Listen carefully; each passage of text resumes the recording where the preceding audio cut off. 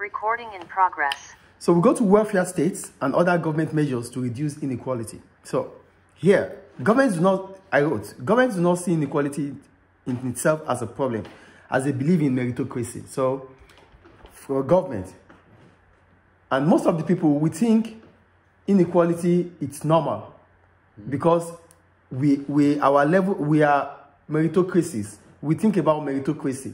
And what is meritocracy? It means the belief that whatever individuals achieve is based on their ability and their level of attainment. That is what meritocracy is about. So meritocracy is a society in which individuals achieve the level that their talents and abilities deserve. So because this is where your abilities reach, this is what you can do in terms of your talent. That is what you can earn. So whatever you earn is based on your talents. Do you understand? Yes. So if we think about inequality, if we think about having inequality in the society, then we have to think about those who have talent. Maybe they are making more money because they have talent. Maybe they are earning more. Maybe they have so much wealth because of their talent, because of their ability. So that is the point. Yes. But we should also accept that there shouldn't be poor people in the society. We shouldn't be living in affluence and others are not be able to do that. So the gap should not be so extreme. Yes. So that is the point. So that brings about the welfare states. Do you understand? So, however, it is acceptable that inequality shouldn't be extreme and that governments have the duty to ensure that the living standards of the poorest are not too low. So the living standards of the poorest must not be too low to the extent that they cannot even feed. Okay. Do you understand? Okay. So the modern industrial states are to some extent all welfare states because they take some responsibility for security and well-being of all citizens.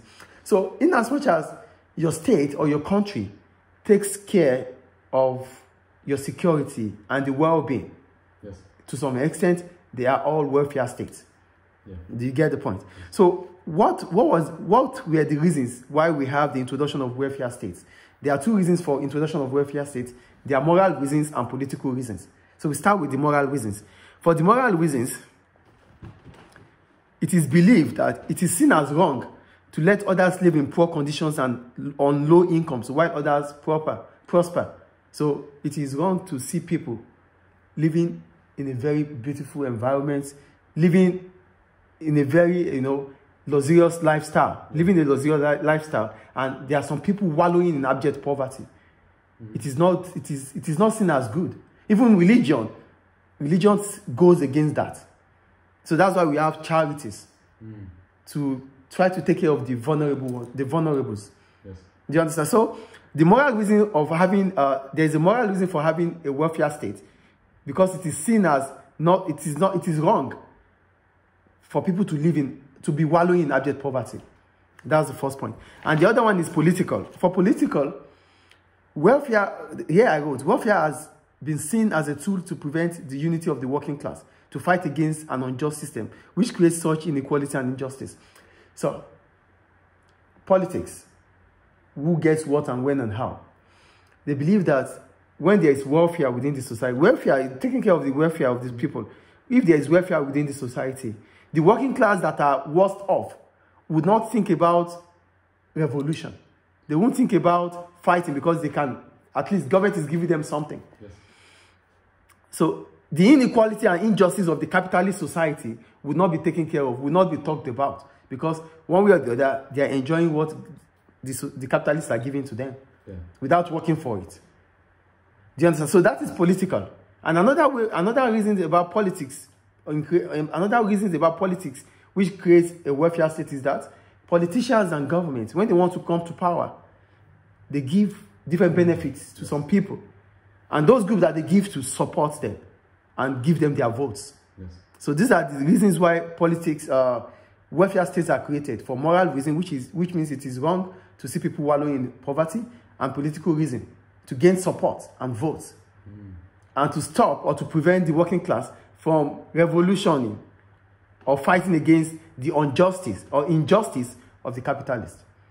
That is the point. So for functionalists, they argue that welfare is necessary to maintain the state value. So without welfare benefits, the state will be dysfunctional.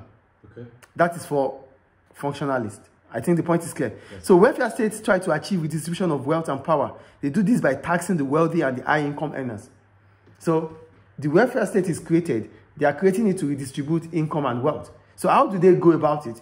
They go about it by taxing the high income earners and the most wealthy people in the society. As soon as they get the revenue from them, they put it back to those who are less privileged. Progressive taxing. Do you understand? Any question about that? So the next thing we have to talk about is the criticism against welfare state. Note, for the functionalists, they believe welfare makes the society to be functional. Okay. But you should understand that the next thing we have to talk about is going to be the criticism about welfare state. And that is when Marxists will talk about the problem of welfare. Yeah. Is it clear? So we're going to talk about that after now.